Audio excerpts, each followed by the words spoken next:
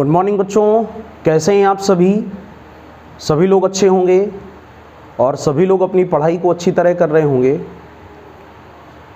बच्चों, circular motion की series में हम लोगों ने सर्कुलर मोशन पार्ट 2 की स्टडी करी थी। लास्ट वीडियो में आपने देखा होगा, उसमें हम लोगों ने लीनियर वेलोसिटी और एंगुलर वेलोसिटी के सारे टर्म स्टडी किए। फिर हम लोगों ने ये सीखा कि जो एंगुलर वेलोसिटी होती है ओमेगा, उसमें एक होती है एवरेज एंगुलर वेलोसिटी और एक होती है इंस्टेंटेनियस। इनको किस प्रकार फाइंड आउट किया जाता है, इनको कैसे निकाला जाता है। एक का मेथड था differentiation, omega is equal to D theta by D T, और दूसरे में डायरेक्ट हम लोग क्या करते थे, ओमेगा इज इक्वल टू जब एवरेज निकालना होता था तो omega bar is equal to theta 2 minus theta 1 upon T. ये सारी बातें सबको समझ में आ गई थी। जो नए बच्चे अभी हम लोगों के साथ में जुड़ रहे हैं वो लोग सर्कुलर मोशन के इसके पहले वाले 2 वीडियोस देख लें, तो उससे आगे आने वाले जो वीडियोस हैं या जो आज का जो वीडियो आप देख रहे हो इसमें आपको और अच्छी तरह सारे टॉपिक क्लियर हो जाएंगे। ठीक है बच्चों, तो लगातार पूरे वीडियो को आखिरी तक देखा करो, लाइक किया करो, शेयर किया करो, और उसके बाद में जिन बच्चों ने चैनल को सब्सक्राइब नहीं किया है वो चैनल को सब्सक्राइब भी कर लें। तो आज का टॉपिक बहुत इंपॉर्टेंट होने वाला है। आज हम लोग पढ़ेंगे रिलेशन बिटवीन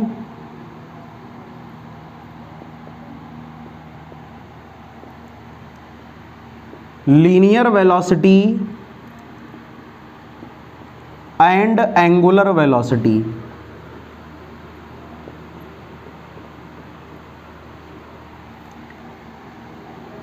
ठीक है, रेखीय वेग और कोणीय वेग में संबंध means relationship between linear velocity and angular velocity.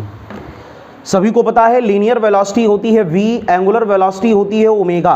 v is equal to होता है ds अपॉन dt और ओमेगा इज इक्वल टू होता था कितना, d थीटा अपॉन dt।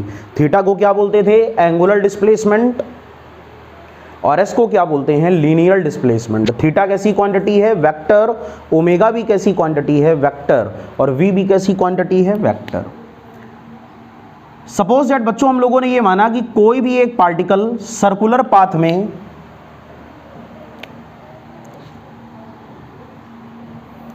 इस प्रकार घूमता है कि उसकी पोजीशन P1 से P2 तक जब चेंज होती है तो एंगुलर डिस्प्लेसमेंट है थीटा और लीनियर डिस्प्लेसमेंट है s। ये वेलोसिटी वेक्टर होगा, पता है सभी को। कोई भी एक पार्टिकल है वो वृत्तीय मार्ग में घूम रहा है, it rotates in the circular path, तो थीटा क्या है, एंगुलर डिस्प्लेसमेंट, और एस क्या है, लीनियर डिस्प्लेसमेंट। अब अगर हम लोग यहां से देखें, सर्कल की रेडियस को r लेट कर लें, r is equal to radius of circle, वृत्त की त्रिज्या। तो एक फार्मूला हम लोगों को क्लियर है, angle is equal to arc upon radius. कोण बराबर चाप बटे त्रिज्या। एंगल है कितना, थीटा, आर्क कितना है, एस, रेडियस कितनी है, आर। तो theta is equal to formula क्या बन गया, S upon R. Theta is equal to S upon are, और यहीं से हम लोग लिखते हैं S is equal to R theta. ठीक है, S is equal to R theta. S क्या है, रेखीय विस्थापन, थीटा क्या है, कोणीय विस्थापन, linear displacement and angular displacement. That is question number 1। अब इसको हम लोग डिफरेंशिएट करा दें। On differentiating with respect to T, समय के सापेक्ष अवकलन कर दें, तो ये हुआ D theta upon D T is equal to 1 upon are, और इसको हम लोगों ने लिखा D S upon D T. और याद करो D S upon D T को क्या बोलते हो, लीनियर वेलोसिटी। क्या बोलते हो, लीनियर वेलोसिटी। तो this is the linear velocity and this is the angular velocity. So omega is equal to v upon R. Omega is equal to v upon are, और जब omega is equal to v upon R, then we can written this v is equal to R omega. v is equal to R omega. सभी को clear हो गया? जो बच्चे 11th के हैं वो तो खास तौर से ध्यान दें, और जो कंपटीशन की तैयारी कर रहे हैं उन्होंने ये फार्मूला पहले भी पढ़ा होगा, रेखीय वेग और कोणीय वेग में संबंध, relationship between linear velocity and angular velocity. तो लीनियर वेलोसिटी और एंगुलर वेलोसिटी में रिलेशन का फार्मूला बच्चों क्या होता है, v बराबर r ओमेगा। और यहां से अगर हमको एंगुलर वेलोसिटी को फाइंड आउट करना हो तो हम लोग क्या फार्मूला लगाएंगे, omega is equal to v upon r। सारी बातें क्लियर हो गई सभी को। ओमेगा को कौन सी वेलोसिटी कहते हो, एंगुलर, v को क्या कहते हो, लीनियर, r को क्या कहते हो, रेडियस। तो पूरा कंप्लीट फार्मूला क्या बना, omega is equal to v by r। और वैसे अगर आप सूत्र की बात करो तो v बराबर r ओमेगा। क्लियर हो गया सभी लोगों को, नोट कर लें इसको आप। क्लियर हो गया बच्चों। तो लीनियर वेलोसिटी और एंगुलर वेलोसिटी का टर्म हमको समझ में आ गया। और एक बड़ा इंपॉर्टेंट ही फार्मूला है ये हमारे पास, very very most important formula, omega is equal to v upon r। बच्चों इस फार्मूले का एक सिग्निफिकेंस आपको तैयार रखना है। सभी लोग मेरी बात को अब ध्यान से समझें, कंपटीशन में बड़ा काम आएगा आपके, कि omega is equal to v by r की इंपॉर्टेंस फिजिक्स में कई जगह होती है। ऐसा नहीं है कि वृत्तीय गति का ही फार्मूला है, ये केवल सर्कुलर मोशन के लिए ही एप्लीकेबल है। सभी लोग जानते हो कि जो रोटेशनल मैकेनिक्स है, घूर्णन गति, वहाँ पर भी सर्कुलर का बड़ा योगदान होता है। जब तक आपको सर्कुलर नहीं आएगा तब तक आप रोटेशनल के टॉपिक को अच्छी तरह समझ नहीं सकते। इसलिए पहले हमारे लिए ज़रूरी होता है कि हम लोग सर्कुलर को ध्यान से पढ़ें। और कई अन्य ऐसी यूनिट होती हैं जहाँ पर सर्कुलर को इन्वॉल्व किया जाता है, जैसे कि kinematics, motion in straight line में भी सर्कुलर होता है, ठीक है ना। प्रोजेक्टाइल प्रॉब्लम में भी सर्कुलर का केस बनता है। ये शायद आपको ना पढ़ाया गया हो, अगर नहीं पढ़ाया गया तो आप ध्यान से उस चीज़ों को पढ़ लें तो आपकी कमांड टॉपिक में और अच्छी हो जाएगी। इसी प्रकार रिलेटिव मोशन, आपेक्षिक गति या सापेक्ष गति, इसमें भी सर्कुलर का केस इन्वॉल्व होता है। तो सर्कुलर हर जगह इन्वॉल्व हो सकता है अकॉर्डिंग टू द क्वेश्चन। जैसे हमने आपको ये बताया, बहुत ध्यान से समझिएगा, इंपॉर्टेंट कॉन्सेप्ट है। अगर हम लोग सर्कुलर को इन्वॉल्व करें स्ट्रेट लाइन मोशन में, तो ऐसा नहीं होता है कि एंगुलर वेलोसिटी केवल वृत्तीय गति में ही आएगी, कोणीय वेग हमेशा वृत्तीय गति में ही ज्ञात किया जाता है, ऐसा नहीं है। रेखीय गतियों में भी, in the case of linear motion या स्ट्रेट लाइन मोशन, हम लोग एंगुलर वेलोसिटी को निकाल सकते हैं। जैसे फॉर द एग्जांपल, इसको रफ कर दें क्या, थोड़ा सा स्पेस और मिल जाएगा।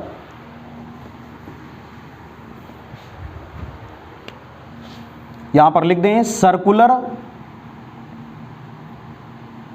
या ऐसे लिख दें एंगुलर वेलोसिटी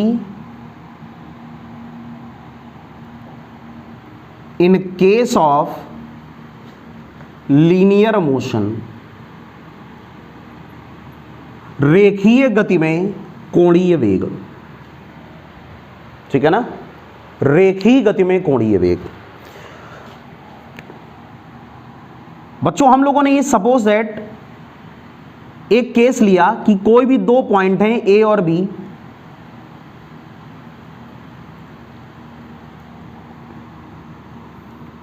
और कोई भी एक ऑब्जेक्ट है, जैसे कोई कार हो गया, कोई व्यक्ति हो गया, वो ए से बी तक एक सीधी रेखा में चलता है। It moves from A to B in a straight line, ऐसे चलता है। और यहां पर कोई भी एक ऑब्जर्वर है,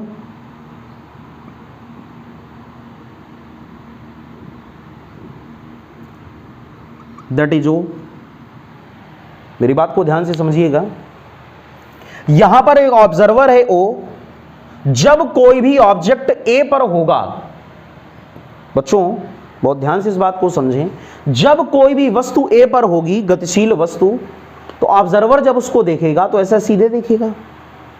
जैसे आपके सामने कोई ऑब्जेक्ट है तो आप ऐसे सीधे तो देखोगे, और जैसे जैसे ये v वेलोसिटी से आगे की ओर चला, वैसे वैसे इस ऑब्जेक्ट को, वस्तु को देखने के लिए अपना सर धीरे धीरे घुमाना होगा, है कि नहीं बताओ। जैसे आप हमारे सामने हो, हमको आपको देखना है तो हम आपको ऐसे स्ट्रेट देखेंगे, ऐसे तो देखोगे नहीं, हो यहाँ तो उधर क्यों देखेंगे। लेकिन अगर आप v वेलोसिटी से चलने लगो तो जैसे जैसे आप चलोगे तो आपको देखने के लिए हमको अपना सर धीरे धीरे ऐसे घुमाना होगा। क्लियर। तो आप यहां पर थे तो दैट इज पॉइंट ए, आप वहां चले गए बी, तो हमको अपना सर ऐसे घुमाना पड़ा, तो कुछ ना कुछ तो डिस्प्लेसमेंट हुआ, और ऐसे डिस्प्लेसमेंट को हम लोग क्या बोलते हो, एंगुलर डिस्प्लेसमेंट थीटा। वो थीटा कुछ भी हो सकता है। तो हम लोगों ने ये कहा कि इसकी वेलोसिटी है u, किसी भी पार्टिकल की वेलोसिटी u है, और जब वो बी पे पहुंचा तो ऑब्जर्वर ने उसको देखने के लिए अपने सर को इनिशियल पोजीशन से थीटा एंगल पे घुमा लिया। किस पे घुमा लिया, थीटा एंगल पे घुमा लिया। हम लोगों ने मान लिया कि ये दूरी r है, ये दूरी क्या यार, अब ये और आगे बढ़ेगा तो ये वेक्टर रेडियस वेक्टर ऐसे जाएगा, ये और आगे बढ़ेगा रेडियस वेक्टर और ऐसे जाएगा। अब सपोज दैट उसने हमसे क्वेश्चन में ये कहा कि हमको निकालना हो angular velocity of the particle when it is at point B. जब कोई भी वस्तु या कोई कण या कोई कार कोई ऑब्जेक्ट बिंदु बी पर है तो हम कोणीय वेग कैसे ज्ञात करेंगे, with respect to the observer. With respect to the observer हमको क्या निकालना है, हमको निकालना है फाइंड एंगुलर वेलोसिटी, कोणीय वेग ओमेगा विद रिस्पेक्ट टू किसका ओमेगा निकालना है, बी का, omega of the object at B with respect to O. ठीक, ओ के सापेक्ष ऑब्जर्वर की एंगुलर वेलोसिटी, ऑब्जेक्ट की एंगुलर वेलोसिटी निकालना है जब वो ए से बी पर आ जाता है। कहां पर आ जाता है, बी पर। तो पहले ऑब्जर्वर कहां, पहले पे मैन या व्यक्ति या फिर ऑब्जेक्ट कहां पे था, ऑब्जेक्ट पहले ऑब्जेक्ट ए पर था, अब वो कहां पर आ गया, बी पर। जब वो बी पर आ गया तो उसकी वेलोसिटी के हमको दो कंपोनेंट करने होंगे। कितने कंपोनेंट, दो, एक हॉरिजॉन्टल और एक वर्टिकल। एक हॉरिजॉन्टल कंपोनेंट और एक कौन सा, वर्टिकल कंपोनेंट। क्यों, सर्कुलर मोशन में आप याद रखो जब omega is equal to v by r लेते थे, आप सोचोगे ऐसा सर ने क्यों कहा कि कंपोनेंट करना है, तो फार्मूले को ध्यान दो ना। ओमेगा इज इक्वल टू जब वी बाई आर लेते थे तो वी कौन सी वेलोसिटी होती थी, लीनियर, और ओमेगा कौन सी, एंगुलर, है ना। और लीनियर वेलोसिटी हमेशा रेडियस के क्या होती है, परपेंडिकुलर। याद करो सर्कुलर मोशन में अगर ऑब्जेक्ट यहां पर है तो डायरेक्शन ऑफ वेलोसिटी ये होगी और रेडियस वेक्टर तो ये है ना। जिस समय ऑब्जेक्ट यहां पर है, अभी यहां पे था, तो लीनियर वेलोसिटी ये होगी, रेडियस तो ये होगी। इसका मतलब हुआ कि ये हमेशा कितना एंगल होता है, 90। तो omega is equal to v by r में वी कौन सा, वी ऑलवेज परपेंडिकुलर वी लेना है। कौन सा वी लेना है, लंबवत, जो त्रिज्या के लंबवत हो, which is perpendicular to the radius of the circle. इसको रेडियस वेक्टर भी कह सकते हो।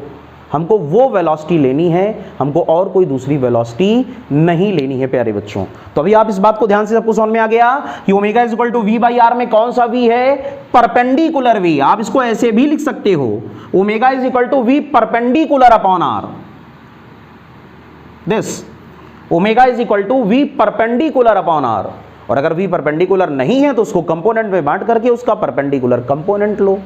तो हम लोग ये भी लिख सकते हैं omega is equal to perpendicular component of velocity upon distance of object from observer. ठीक है, प्रेक्षक के सापेक्ष वस्तु की दूरी और परपेंडिकुलर कंपोनेंट ऑफ वेलोसिटी। अरे आप इसमें क्यों कंफ्यूज हो, आप रेडियस ही समझो इसको। जिस समय यहां पर ऑब्जेक्ट है और ऑब्जर्वर अपने आप को यहां मान ले सेंटर पे, तो ये पार्टिकल जैसे जैसे घूमेगा लेकिन डिस्टेंस तो यही रहेगी ना। ये यहां पर आएगा तो वेलोसिटी वेक्टर ये, लेकिन डिस्टेंस यही होगी यार। ये यहां पर आएगा तो वेलोसिटी वेक्टर ये, लेकिन डिस्टेंस यही होगी यार। कहीं पर भी पार्टिकल घूमे ये तो हमेशा क्या होगा, रेडियस वेक्टर। मींस वस्तु को प्रेक्षक से मिलाने वाली जो रेखा है उसकी लंबाई भी आप लोग कह सकते हो, या इसी को आप लोग बोल सकते हो रेडियस। क्या बोल सकते हो, रेडियस। इसका मतलब ये हुआ कि अगर हमको बी का कोणीय वेग निकालना है ओ के सापेक्ष, यदि वस्तु B पर है, उसका कोणीय वेग हमको निकालना है एंगुलर वेलोसिटी, तो हमें कौन सा कंपोनेंट लेना पड़ेगा? हमको लेना पड़ेगा परपेंडिकुलर कंपोनेंट। कौन सा? Perpendicular component. रब कर दें इस फार्मूले को, नोट कर लिया सभी लोगों ने? तो वो सामान्य सा सूत्र नहीं जो किताबों में लिखा रहता है omega is equal to v by r, आपको उससे कंफ्यूज नहीं होना है। वहां पर कौन सा V है? वहां पर V का वो कंपोनेंट है जो परपेंडिकुलर है। अब सर वो किसके परपेंडिकुलर है? तो बेटा वो रेडियस के परपेंडिकुलर है। तो जो कंपोनेंट वेलोसिटी का त्रिज्या के लंबवत होगा या वस्तु को ऑब्जर्वर या प्रेक्षक से मिलाने वाली रेखा के लंबवत होगा, हमको वो वेलोसिटी का कंपोनेंट लेना है। अगर दिया है तो अच्छा है, नहीं तो उसको आप निकाल लो, और उसको निकालने का वही तरीका वेक्टर मेथड। कौन सा मेथड? Vector method. तो अब हमने इसको रफ कर दिया। अब वापस आ जाएं अपने क्वेश्चन में। अब यहां पर हमको वेलोसिटी, देखो यहां पर भी वेलोसिटी u, तो यहां पर भी वेलोसिटी u। अब आप ध्यान से देखो, B को O से मिलाने वाली रेखा तो ये हुई लाइन, और वेलोसिटी ये हुई, तो ये परपेंडिकुलर तो नहीं हुई, ये तो 90 से बहुत ज्यादा है। तो हम U को दो कंपोनेंट में रिजॉल्व करेंगे, एक हॉरिजॉन्टल और एक वर्टिकल। तो एक कंपोनेंट हो गया हॉरिजॉन्टल और एक कंपोनेंट हो गया वर्टिकल। ठीक है बच्चों? अब कुछ लोग कंपोनेंट नहीं समझ पाएंगे कैसे करना है, तो उनके लिए मैं थोड़ी बात आपको बता दूं। ये एंगल कितना है? 90। ये कितना? थीटा। तो बताओ ये कितना? 90 माइनस थीटा। अरे ये 90 माइनस थीटा, तो ये भी कितना? 90 माइनस थीटा। और ये पूरा कितना? 90। तो ये कितना? थीटा। नहीं समझे? फिर समझो, ये 90, ये थीटा, तो ये 90 माइनस थीटा, ये 90 माइनस थीटा, तो ये 90 माइनस थीटा। पूरे ये दो कंपोनेंट हॉरिजॉन्टल और वर्टिकल एक दूसरे से लंबवत होते हैं, तो ये पूरा 90, ये थीटा चला गया, तो ये 90 माइनस थीटा चला गया, तो ये कितना? थीटा। तो इसको डायरेक्ट भी हम लोग अब कह सकते थे, अब कहीं मिले तो डायरेक्ट कह देना, कोई बुराई नहीं इसमें। तो यहां पर ये थीटा। अब u के दो कंपोनेंट, एक होगा u cos थीटा, वेलोसिटी का थीटा के साथ जो कंपोनेंट वो u cos थीटा, और दूसरा वाला कौन सा बच्चों? u sin theta. बोलो, क्लियर हो गया? एक कंपोनेंट कौन सा? u cos थीटा, और दूसरा कौन सा? u sin theta. अब आप अपने फिगर को देखो, अब आप अपने फिगर को अगर ध्यान से देखो, तो यहां पर ये है ऑब्जर्वर, प्रेक्षक, ये पॉइंट ए, ये पॉइंट बी, और एक कंपोनेंट हमको ये मिल रहा है u cos theta, this is u, और u cos थीटा इसके साथ कितने डिग्री पर है? 90। और हमको वेलोसिटी का कौन सा कंपोनेंट लेना होता है v बराबर आर ओमेगा में? हमको v का कौन सा कंपोनेंट लेना होता है बच्चों? हमको v का वो कंपोनेंट लेना पड़ता है जो वस्तु की स्थिति को प्रेक्षक से मिलाने वाली रेखा के लंबवत हो, which is perpendicular to the line joining observer to the object. उसके परपेंडिकुलर कंपोनेंट लेना होता है। और अगर आप ध्यान से देखो तो यहां पर वो परपेंडिकुलर कंपोनेंट कितना है? u cos theta. इसका मतलब यह हुआ कि वेग का लंबवत घटक, वेग का लंबवत घटक v perpendicular is equal to u cos theta. तो जो फार्मूला हम लोग लिखते थे angular velocity v perpendicular upon r, अब उस फार्मूले को आप लोग क्या लिखोगे? u cos theta upon r। तो इस बात को, इस सच्चाई से आप अपना सामना कर लें। जितनी जल्दी सच्चाई से सामना कर लोगे उतना ही अच्छा होगा कि एंगुलर वेलोसिटी को कतई मत रटो कि omega is equal to v by r होता है, वो अधूरा ज्ञान है। Angular velocity omega is equal to v by r में कौन सा v होता है ये पता होना आपके लिए बहुत जरूरी है, और ये कंपोनेंट कहलाता है v परपेंडिकुलर। तो पूरा फार्मूला क्या बना? Omega is equal to v perpendicular upon are. और जब रेखीय वेग में हमको ओमेगा निकालना हो, रेखीय गतियों में, स्ट्रेट लाइन मोशन में एंगुलर वेलोसिटी फाइंड आउट करना हो, तो हम फार्मूला तो वही लिखेंगे omega is equal to v perpendicular upon r. लेकिन इस बात को अब ध्यान देना कि वी परपेंडिकुलर की जगह हमको क्या लेना है? हमको वी परपेंडिकुलर की जगह क्या लेना है? u cos थीटा या फिर v cos थीटा। u और v में कोई डिफरेंस नहीं वैसे तो यहां पर अब। और r क्या है? ये दूरी, जो दूरी ऑब्जर्वर से ऑब्जेक्ट को मिलाती है, तो इसको हम लोगों ने क्या बोला? r। बोलिए, सबको समझ में आ गया? This is a very important concept, आपको समझ में आना चाहिए। बहुत अच्छी तरीके हमने आपको क्लियर कर दिया है कि omega is equal to v by r में कौन सा वी लेना है, वी परपेंडिकुलर लेना है। वी परपेंडिकुलर जो होता है वो अगर बदल जाए तो उसको कंपोनेंट से निकाल लेना है। कंपोनेंट से निकालने का तरीका वेलोसिटी को क्षैतिज और ऊर्ध्वाधर दो घटकों में बांटना है, दो कंपोनेंट में रिजॉल्व करना है और उनमें से कौन सा कंपोनेंट लेना है यू कॉस थीटा वो परपेंडिकुलर होगा।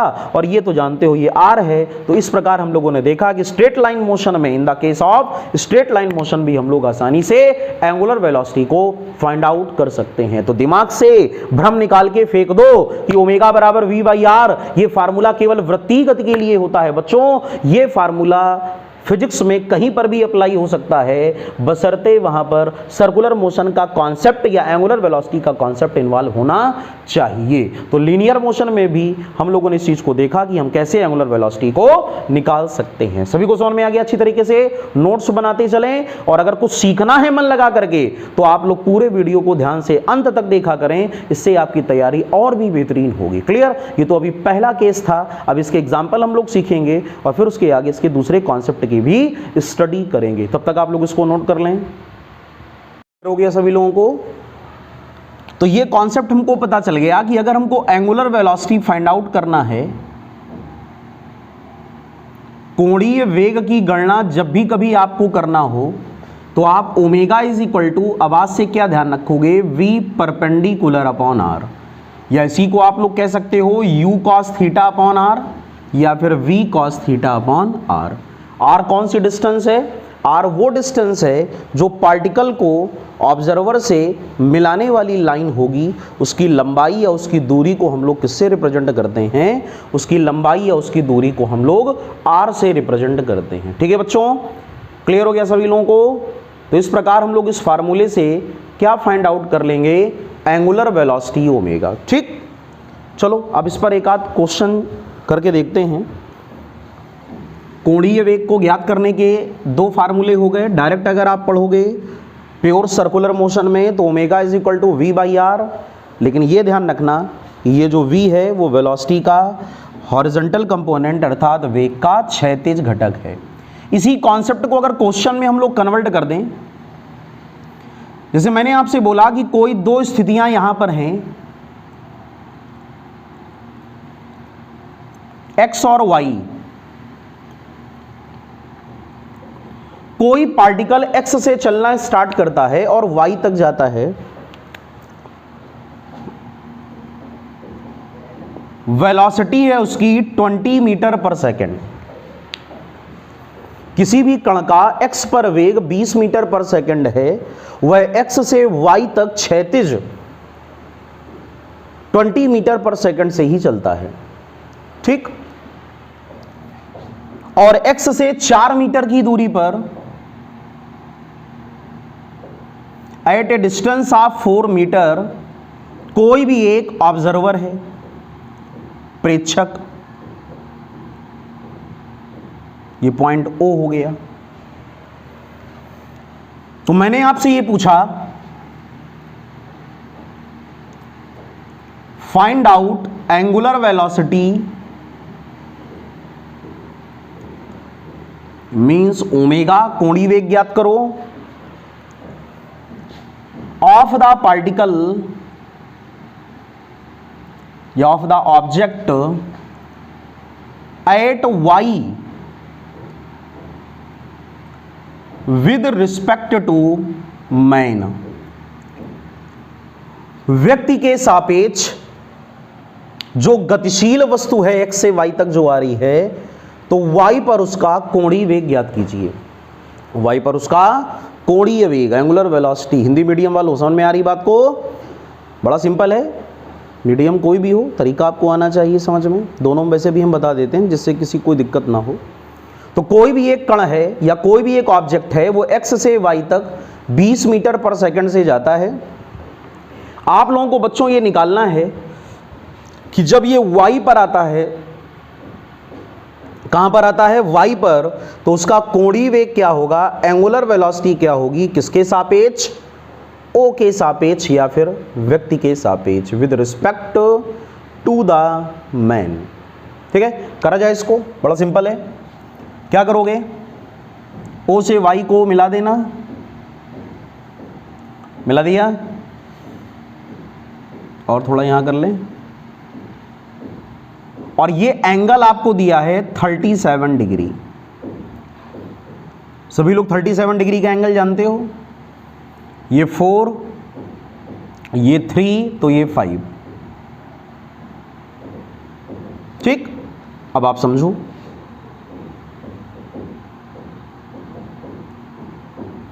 यहां से हमने इसको ऐसे ज्वाइन किया, ये एंगल है 37 डिग्री, ये वेलोसिटी है 20 मीटर पर सेकेंड,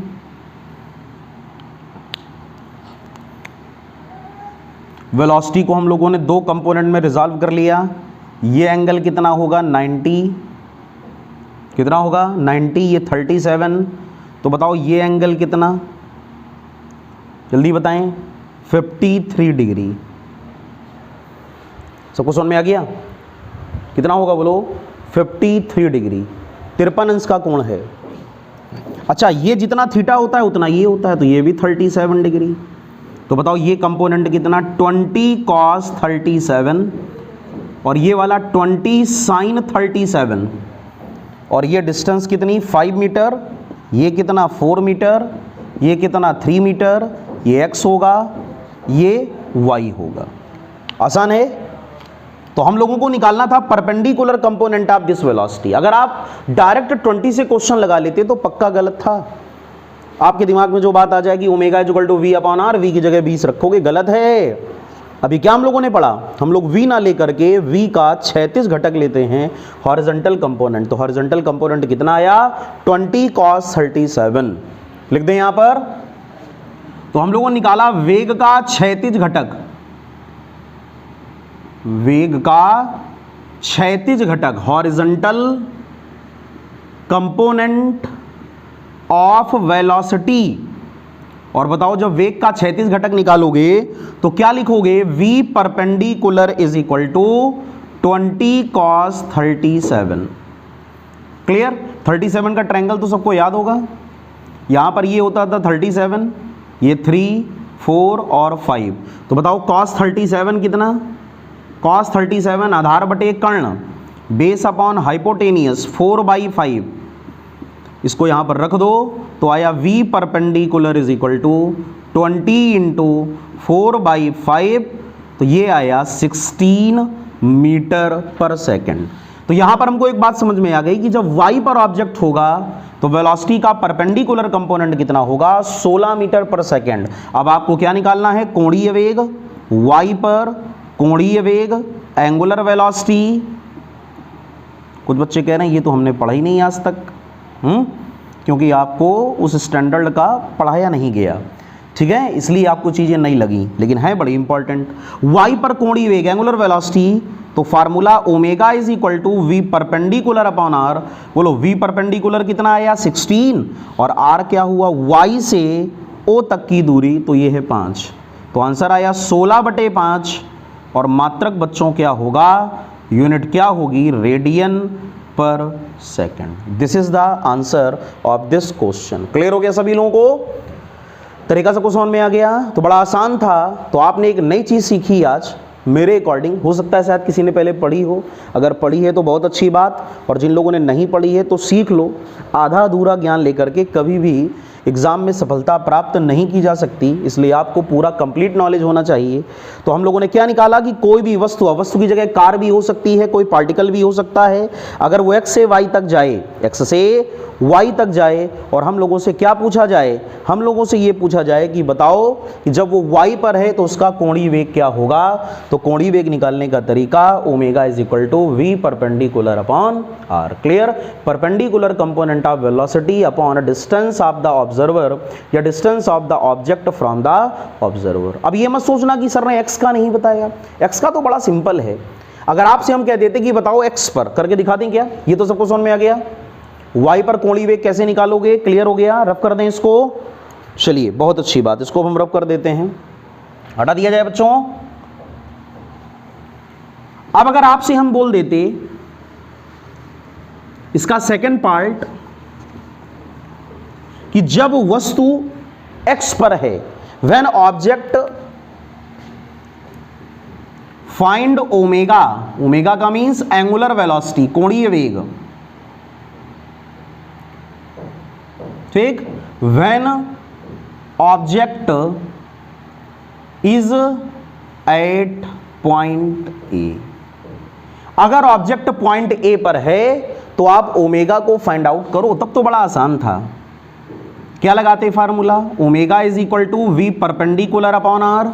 और बताओ यहां पर परपेंडिकुलर कंपोनेंट वेलोसिटी का कितना है, 20। अरे देखो ना, सीधे सीधे ये एंगल 90 है, तो ये वेग का लंबवत घटक यही तो हुआ, 20 मीटर पर सेकेंड। ओ के सापेक्ष 90 डिग्री पर 20 मीटर पर सेकेंड। और डायरेक्ट क्या रखोगे 20, और आर की जगह क्या रखोगे 4। सबको समझ में आ गया। और ये वैल्यू कितनी आ गई 5, और यूनिट बच्चों क्या हो गई रेडियन पर सेकेंड। बड़ा आसान है, तो बहुत आसानी से इन चीजों को सीखो, सिंपलेस्ट हैं, लेकिन कॉन्सेप्ट इतना जबरदस्त है कि अगर आपने नहीं पढ़ा तो आपको पढ़ना बहुत जरूरी है, क्योंकि केवल omega is equal to v by r से काम नहीं चलता।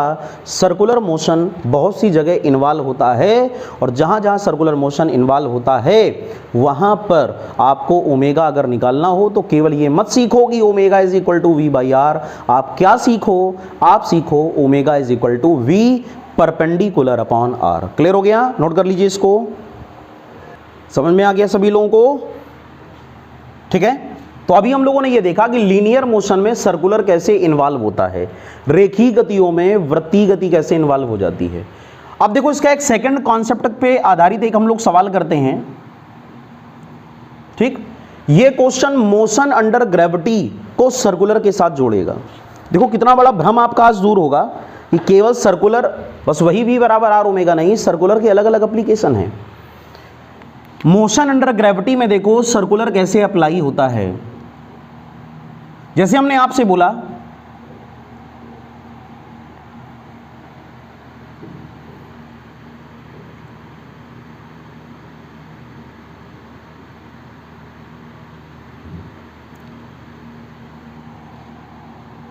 ग्राउंड पर स्थित किसी बिंदु O से 40 मीटर की दूरी पर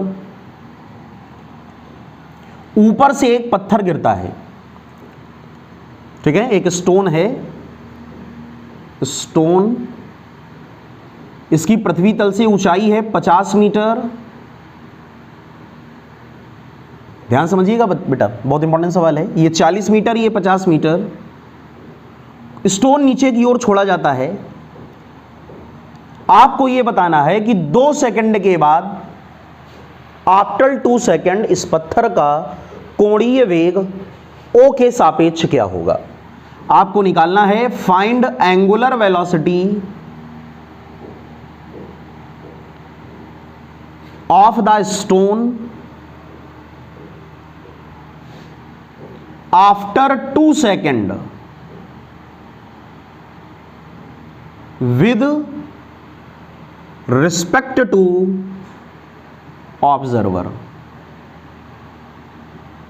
प्रेक्षक के सापेक्ष इस पत्थर का एंगुलर वेलोसिटी ओमेगा आपको निकालना है, लेकिन कितने सेकंड के बाद, 2 सेकंड के बाद। कितने सेकंड के बाद, 2 सेकंड के बाद। जिस समय पत्थर नहीं छोड़ा गया था उस समय हाइट कितनी थी 50 मीटर, यहां से पूरी दूरी कितनी थी 40 मीटर। चलिए क्वेश्चन को करते हैं। क्वेश्चन सभी को समझ में आ गया, क्लियर हो गया सभी लोगों को। जिनको आ गया वो अपने आप भी लगा सकते हैं, और जिनको नहीं आया है तो समझो मोस्ट इंपॉर्टेंट प्रॉब्लम, ऐसे क्वेश्चन आपको जरूर आने चाहिए। अब देखो हम लोग क्या करेंगे, क्वेश्चन में कह रहा है कि 2 सेकंड के बाद में इस स्टोन का एंगुलर वेलोसिटी निकालो। तो पहले तो बच्चों आप ये निकाल लो कि 2 सेकंड में इस स्टोन ने कितनी दूरी तय करी। जब ये ऐसे छोड़ा गया तो what is the distance travelled by the stone after 2 second. तो पहले हम लोग क्या निकालेंगे, distance travelled by stone after 2 second. क्या होता है डिस्टेंस का formula, S is equal to u t plus half g t square. देखो न्यूटन्स लॉ आ गया, सर्कुलर में बेटा न्यूटन्स लॉ आ गया। न्यूटन्स लॉ के अकॉर्डिंग जो इक्वेशन ऑफ मोशन होती है, S is equal to u t plus half g t square, गति के समीकरण, गति का दूसरा समीकरण, सेकंड इक्वेशन ऑफ मोशन, याद है। गैलीलियो ने दिए थे। S is equal to ut plus half g t square, derivation Newton ने किया था। अब यहां पर क्या होगा, ये मुक्त रूप से वस्तु छोड़ी गई है, फ्रीली फॉल, और फ्रीली फॉल के केस में u क्या होता है, 0, पढ़ा था हम लोगों ने पीछे। जो अभी नए सब्सक्राइबर हम लोगों के साथ में जुड़े हुए हैं, वो काइनेमेटिक्स का motion in a one dimension और मोशन अंडर ग्रेविटी को यूट्यूब में सर्च करके पढ़ें। Competition physics by Ashish sir, channel का नाम डालें और उसके बाद उसमें सर्च कर लें motion under gravity. S is equal to half g t square, चलो वैल्यू को रखें 1/2, जी की वैल्यू 10, टी का स्क्वायर 2, क्लियर। तो यहां पर ये आया 5 और 5 into 4, that means S is equal to कितने मीटर हो गया, 20 मीटर। अब एक बात तो हमको समझ में आ गई, बुद्धि का उपयोग किया करो, फिजिक्स पढ़ रहे हो, थॉट, ठीक है ना, जितना ज्यादा हो सके थॉट अप्रोच लिया करो, सोचा करो कैसे करना है। 50 मीटर से स्टोन नीचे छोड़ा गया और 2 सेकंड बाद उसने 20 मीटर की दूरी तय कर ली। टोटल कितना था, 50, 2 सेकंड में कितना आ गया, 20। तो बताओ यहां से ग्राउंड तक कितना बचा, 50 माइनस 20, दैट मीन्स 30 मीटर। तो एक बात तो हमको समझ में आ गई बच्चों, क्वेश्चन को हम ऊपर रफ कर दें क्या, इसको हमने रफ कर दिया, कंफ्यूज ना होना। एक बात तो हम लोगों को क्लियर हो गई कि जब स्टोन यहां से नीचे गिरा, पहले पूरी दूरी कितनी थी, 50 मीटर, और 2 सेकंड के बाद वो यहां आ गया और उसने कितनी दूरी तय कर ली, 20 मीटर। तो बताओ ये कितनी बची, 30 मीटर। 30 20 50, हमने यहां से इसको ज्वाइन कर लिया। अब इसका कोई योगदान नहीं है, ये काम खत्म, बेकार हो गया। इसने हमको बस इतना बताया था कि यहां से बॉडी छोड़ी गई, लेकिन 2 सेकंड के बाद वो यहां पर आ गई ना। अब जब वो 2 सेकंड के बाद यहां पर आ गई, तो अब यहां पर बॉडी की वेलोसिटी निकाल लो, यहां पर बॉडी की वेलोसिटी निकाल लो, बड़ा आसान है। तो हम लोग निकाल लें 2 सेकंड पर वस्तु का वेग, इस पॉइंट को x और इसको हमने कह दिया y, तो हम लोग क्या लिखेंगे, velocity of stone eight y in 2 second. 2 second में पत्थर का y पर वेग और y का वेलोसिटी, अगर स्टोन की वेलोसिटी निकालना है तो v बराबर जी टी, जी की जगह क्या रखोगे 10, t की जगह 2। ये भी पता चल गया कि जब पत्थर y पर है तो उसकी वेलोसिटी कितनी है, 20 मीटर पर सेकंड। क्लियर हो गया, बड़ा आसान है बच्चों। अब थोड़ा ध्यान देना, ध्यान दोगे, समझना। चलो भाई, ये है 40 मीटर, ये है 30 मीटर, तो ये कितना हुआ, 50 मीटर। फिर वही ट्रायंगल आ गया 3 4 5, और जब 3 4 5 हो तो कितना होता है, 37 डिग्री। तो एक बात तो पता चल गई कि ये एंगल है 37। अच्छा, स्टोन नीचे गिर रहा है तो बेटा वेलोसिटी किधर होगी, डाउनवर्ड। तो दिस इज द वेलोसिटी, और वो वेलोसिटी है कितनी, 20 मीटर पर सेकंड। क्लियर। अब हमको क्या निकालना है, एंगुलर वेलोसिटी। और याद करें, एंगुलर वेलोसिटी का फार्मूला होता था omega is equal to v perpendicular upon r, यानी हम 20 ना लेकर के 20 का कौन सा कंपोनेंट लेंगे, 20 का परपेंडिकुलर कंपोनेंट लेंगे। ये बात सबको समझ में आई, बताएं पहले सभी लोग, आपको वेलोसिटी का परपेंडिकुलर कंपोनेंट लेना है। ये बात आपको क्लियर हुई कि नहीं क्लियर हुई, क्लियर हो गई कि हमको वेलोसिटी का कौन सा कंपोनेंट लेना है, हमको वेलोसिटी का परपेंडिकुलर कंपोनेंट लेना है। तो यहां पर कितना 20, इसके 2 कंपोनेंट, एक परपेंडिकुलर कंपोनेंट और एक हॉरिजॉन्टल कंपोनेंट। क्लियर, सभी को समझ में आ गया। ये एंगल कितना होगा बोलो, 37, तो बोलो ये कितना हुआ, 20 cos 37। कितना हो गया, 20 cos 37। और cos 37 की वैल्यू बताएं जल्दी से, what is the value of cos 37, this is 37। ये कितना होता है 3, ये कितना होता है 4, ये कितना होता है 5, 3 4 5। cos 37 कितना, cos 37 4/5, 4/5। तो आपको अगर क्या निकालना था, perpendicular component of velocity, v perpendicular is equal to 20 cos 37, तो 20 और cos 37 4/5। तो बच्चों ये कितना आ गया, 16 मीटर पर सेकंड। क्वेश्चन के आंसर के नियरेस्ट हम लोग पहुंच गए। Omega is equal to v perpendicular upon r, v perpendicular कितना 16, और आर ये दूरी, और ये दूरी दूरी कितनी है बोलो 50 मीटर, 16/50, 16/50। क्लियर हो गया सभी लोगों को? 16/50 का मतलब कितना, 8/25, 8/25, और यूनिट क्या होगी बोलो, रेडियन पर second. This is the answer of given problem. बड़ा आसान था यार, अगर आप करके देखो, चीजें अगर सीख ली हैं तो बड़ा आसान है। आपने देखा यहाँ दो फार्मूले लगे काइनेमेटिक्स के, एक तो फार्मूला लगा ये जिसको हम लोग बोलते हैं मोशन अंडर ग्रेविटी में, पहले हम लोगों ने क्या निकाली, डिस्टेंस, और फिर क्या निकाली, वेलोसिटी, और जब वेलोसिटी आ गई तो वेलोसिटी के दो कंपोनेंट कर लिए, एक हॉरिजॉन्टल और एक वर्टिकल, और इस बार यहाँ वर्टिकल हॉरिजॉन्टल और वर्टिकल, और यहाँ परपेंडिकुलर जो कंपोनेंट है जिसको वर्टिकल बोल रहे हो तो कितना है 20 cos 37। क्वेश्चन आपके सामने है, बड़ा आसान है, करने में कोई दिक्कत नहीं है प्यारे बच्चों, ठीक है। तो ऐसे ही आप मन लगा कर सीखते जाएं, काफी अच्छी आपकी तैयारी हो जाएगी। और जो 11th वाले बच्चे वीडियो को देख रहे हैं वो तो और अच्छा पढ़ें, कि हो सकता है आपके स्कूल में या कोचिंग क्लासेस में ये चीजें छोड़ दी गई हों, और जो कंपटीशन की तैयारी कर रहे हैं उनके लिए तो बहुत ही इंपॉर्टेंट है। चाहे आप जेईई के स्टूडेंट हो, नीट के हो, डिफेंस के हो, कुछ भी तैयारी कर रहे हो, ऐसे क्वेश्चंस को आपको तैयार करना बहुत आवश्यक है। क्लियर हो गया बच्चों? सभी को समझ में आ रहा है अच्छी तरीके से? पूरा काम नोटबुक में आप जरूर करते जाएं। नोट कर लें,